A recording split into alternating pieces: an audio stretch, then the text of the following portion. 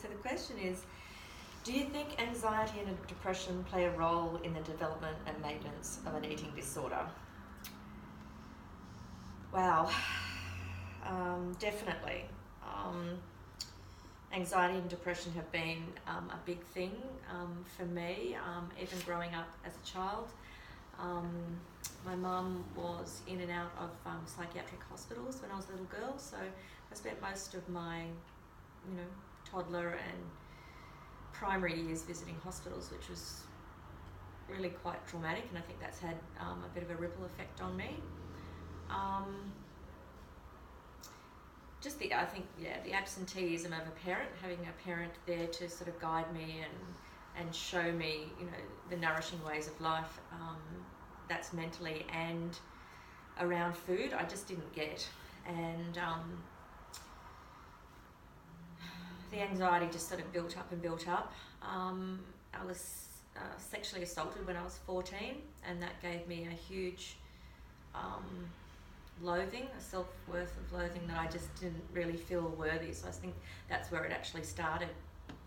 And that just continued on, certainly continued on into my first marriage, which, I got divorced after 22 years. And a lot of things came to the surface after I'd done some rehab time.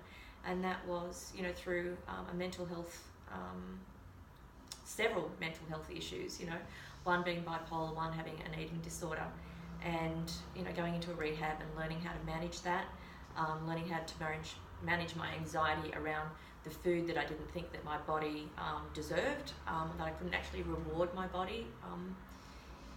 And further down the track, that actually just led to my suicide, which was only 3.5 years ago.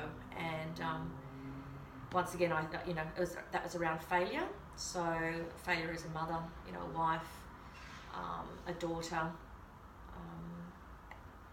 It just built up. It was just a continuation of things. And I spent nearly 5 months in hospital, learning how to be kind to myself, basically, and learn my self-value, that I could be here on this earth, that I had plenty to give.